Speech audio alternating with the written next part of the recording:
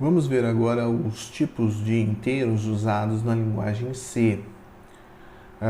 Esses tipos, na verdade, eles são muito semelhantes em outras linguagens de programação, né? Porque, no fundo, esses tipos são determinados pelo hardware do computador.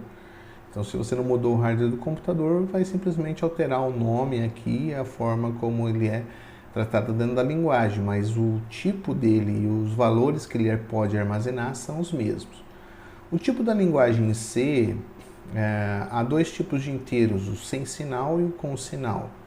O sem sinal, na verdade, ele dedica toda a faixa de representação para representar um número maior de números positivos. Então nós temos os chamados unsigned, né? Unsigned char, short, int e long. No unsigned char, nós temos a representação usando 1 byte ou 8 bits. Então o valor máximo que ele pode representar vai o valor de 0 até 2 elevado a 8 menos 1, que é 255. O unsigned short usa 2 bytes de memória, ou 16 bits, e ele vai de 0 até 2 elevado a 16 menos 1, que é 65.532. O unsigned int usa 4 bytes, ou 32 bits, e vai de 0 a 2 elevado a 32 menos 1, 4 bilhões, 200 milhões e mais um pouco, tá? Basicamente o número que ele pode representar. O unsigned long utiliza 8 bytes, os 64 bits, então ele pode representar de 0 até 2 elevado a 64 menos 1, que é um número bastante grande, né? Bom, os tipos com sinal na linguagem C são semelhantes, só que agora não tem o identificador unsigned aqui, né? A gente não precisa colocar o signed, basta colocar o tipo char, short ou int. Aí ele admite que, e long, né? E ele admite que isso aqui já é do tipo com sinal. Então, 1 byte vai representar de menos 128 a mais 127, usando o complemento de 2. De menos 32.768 a 32.767, o tipo short. De menos 2 elevado a 31 a 2 elevado a 31 menos 1 no tipo int, e de menos 2 elevado a 63 até 2 elevado a 63 menos 1 no tipo longo. Tá?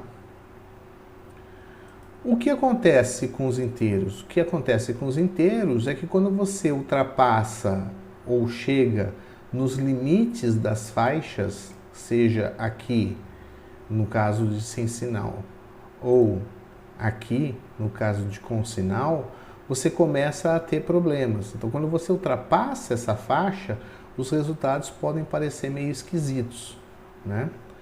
Então, em geral, o que é feito? Os bits menos significativos são armazenados e os demais são desprezados. Então, por exemplo, se você está somando 255 com 1, daria 256. 256 eu preciso de 9 bits para fazer a representação. Então, o nono bits é desprezado, eu pego só os 8 bits correspondentes, então vai dar 0. 255 mais 3, a mesma coisa, né? Teria que dar 259, como ultrapassa 256, tá? 258, desculpe, né? Teria que dar 258, como ultrapassa 256, sobra 2. O 128 vezes 2 também dá 256, então como ele ultrapassa, eu elimino 1, sobra apenas o 0. O 20 vezes 20 também ultrapassa, dá 400. Então, o que sobra é 144. Então, nós fizemos aqui um programinha para mostrar justamente isso, né, com respeito a ele. Então, nós pegamos cada um dos tipos dos inteiros sem sinal, char, short, int, long. No primeiro, a gente pegou o limite, que é 255, e somou 1. No segundo, também nós pegamos o limite, que é 65.575, e somamos 1. Nos outros, nós pegamos o 0 e subtraímos 1, né? Porque aí ele vai passar o limite superior. E aí mostramos qual é a quantidade de bytes que cada um utiliza, tá? E mostramos os resultados de x e x mais 1, y, y mais 1, w e w menos 1, o z e z menos 1. Usando aqui todos os identificadores que são necessários para fazer a impressão do formato que é desejado, tá? Vamos ver isso aqui no computador. Então, nós temos aqui, ó, exatamente um programa né? Se vocês olharem aqui, vou abrir com o VI, tá? Então nós temos exatamente o programa aqui que foi colocado aí no slide. E a gente vai compilar ele. Então GCC, sem sinal, .c, e vamos rodar aqui o sem sinal. Olha o resultado, né? Então ele mostrou aqui exatamente que o char tem 1 byte, o short tem 2, o int tem 4, o long tem 8. O tipo char 255 mais 1 dá 0. 65.500 mais 1 dá 0. O W igual a 0, na hora que eu subtraio 1, ele vai para o limite superior, que é 2 elevado a 32 menos 1. 4 bilhões, 294 mil milhões, 4 bilhões, 294 milhões e assim por diante. Tá? O Z igual a 0, mesma coisa. Subtrair 1, como é do tipo longo, ele pegou 2 a 64 menos 1. Ok? Então esse resultado aqui também está no nosso slide, né? Que eu copiei para cá, tá? Mostrando justamente o que acontece quando você usa um inteiro e você ultrapassa os limites. E se eu tiver com o inteiro com sinal? Inteiro com sinal é semelhante, é o problema de exceder o limite. Só que agora o meu limite, ele tem os limites, não são nos extremos, né? No 0, mas aqui no 32.767 por menos 32.768. Então quando você coloca em complemento de 2 em 16 bits, após o 32.767 vem o menos 32.768. Então, se você pegar 32.767 e somar 1, vai dar menos 32.768. Tá? E assim por diante. Por outro lado, não existe um 32.768 positivo. Então, se eu pegar esse negativo, número negativo, e inverter o sinal dele, vai dar ele próprio. Ou seja, o menos 32.768. Tá? Que é uma coisa muito estranha, né? No caso de 8 bits, eu tenho 127 mais 1, vai dar menos 128, porque menos 128 está na sequência de 127. 127 mais 2 dá menos 127. 10 vezes 13, do produto de dois números positivos, dá 130. Como ultrapassou o meu valor de representação, ele vai cair no menos 126. Tá? A faixa de valores é assimétrica. No caso de 8 bits, se eu pegar menos 128, dá menos 128. Porque o complemento de 2 de menos 128 é menos 128. Ou seja, eu volto sempre para o mesmo lugar.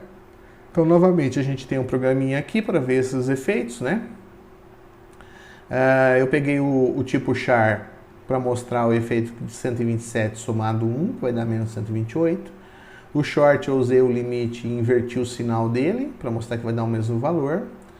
E o int e o long eu peguei dois valores, elevei ao quadrado e elevei à quarta potência. Bom, só que isso é número positivo, aqui também tem que ser número positivo, né? Porque é quadrado e a quarta potência. Então pedi para mostrar o x e o x mais 1. Pedi para mostrar o y e o menos y. Pedi para mostrar o w e o w ao quadrado. Pedi para mostrar o z e o z à quarta. Vamos lá ver o que vai acontecer, né? Então, eu vou voltar aqui ao nosso terminal. Vamos passar para o 0,2. Faltou um pontinho. Deixa eu limpar essa tela. Muito bem. Então, eu vou pegar aqui o meu arquivo, que é exatamente aquele arquivo que eu falei para vocês. x127 soma 1, inverto o sinal do y, eleva ao quadrado, eleva à quarta potência. Então, eu vou compilar.